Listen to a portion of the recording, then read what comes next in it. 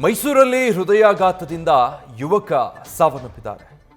28 ವರ್ಷದ ದರ್ಶನ್ ಚೌಧರಿ ಹೃದಯಾಘಾತಕ್ಕೆ ಬಲಿಯಾಗಿದ್ದಾರೆ. ಮೈಸೂರಿನ ಚಾಮರಾಜ ಮೊಹಲ್ಲಾದ ನಿವಾಸಿ ದರ್ಶನ್ ನಿನ್ನೆ ರಾತ್ರಿ ಇವರಿಗೆ ಎದೆನೋವು ಕಾಣಿಸಿಕೊಂಡಿತ್ತು. ಹೀಗಾಗಿ ತಕ್ಷಣ ಆಸ್ಪತ್ರೆಗೆ ತೆರಳೋದಕ್ಕೆ ಮುಂದಾಗಿದ್ದಾರೆ. ಆದರೆ ಮಾರ್ಗ ಮಧ್ಯೆ ದರ್ಶನ್ ಕೊನೆಯುಸಿರೆಳೆದಿದ್ದಾರೆ. 28 ವರ್ಷದ ಯುವಕ ಮೈಸೂರಿನ ನಿವಾಸಿ ದರ್ಶನ್ ನಿನ್ನೆ ರಾತ್ರಿ ಅವ್ರಿಗೆ ಎದೆನೋವು ಕಾಣಿಸ್ಕೊಂಡಿದೆ. ತಕ್ಷಣ ಆಸ್ಪತ್ರೆಗೆ ಹೋಗೋದಕ್ಕೂ ಮುಂದಾಗಿದ್ದಾರೆ. ಆದರೆ ಅಷ್ಟು ಸಮಯ ಸಿಕ್ಕಿಲ್ಲ. ಅಷ್ಟೊತ್ತಿಗಾಗಲೇ ಮಾರ್ಗ ಮಧ್ಯದಲ್ಲೇ ಹೃದಯಾಘಾತ ಸಂಭವಿಸಿ ಮೃತಪಟ್ಟಿದ್ದಾರೆ.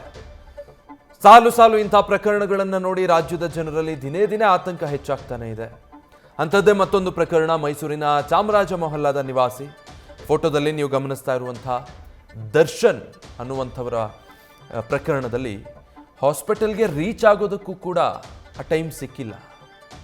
ಮ್ಯಾಸಿವ್ ಹಾರ್ಟ್ ಅಟ್ಯಾಕ್ಗಳಾದಾಗ ಅದರ ಸಮಯ ತುಂಬ ಕಡಿಮೆ ಇರುತ್ತೆ, ಅಥವಾ ಕೆಲವೊಮ್ಮೆ ಅಂತಹ ಅವಕಾಶನೇ ಇರೋದಿಲ್ಲ.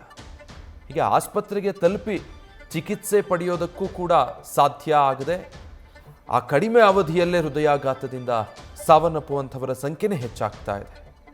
ಕಾರಣಗಳೇನು ಅನ್ನೋ ಚರ್ಚೆ ಆಗ್ತಾ ಇದೆ, ವಿಮರ್ಶೆಗಳು ಕೇಳಿ ಬರ್ತಾ ಇದೆ. ಹೌದು ಅಲ್ಲ ಎಲ್ಲದರ ಬಗ್ಗೆ ಚರ್ಚೆಗಳಾಗ್ತಾ ಇದೆ. ಆದರೆ ಇದೆಲ್ಲದರ ನಡುವೆ ಸರಣಿ ಹೃದಯಾಘಾತ ಪ್ರಕರಣಗಳು ಮಾತ್ರ ಕಡಿಮೆ ಆಗ್ತಾನೇ ಇಲ್ಲ. ವ್ಯಾಕ್ಸಿನ್ ಕಾರಣನ, ಆಹಾರ, ಜೀವನ ಶೈಲಿ ಇದು ಕಾರಣನ ಗೊತ್ತಿಲ್ಲ, ಬಟ್ ಸಾವಿನ ಸರಣಿ ಮಾತ್ರ ಮುಂದುವರ್ಕೊಂಡು ಹೋಗ್ತಾನೆ ಇದೆ.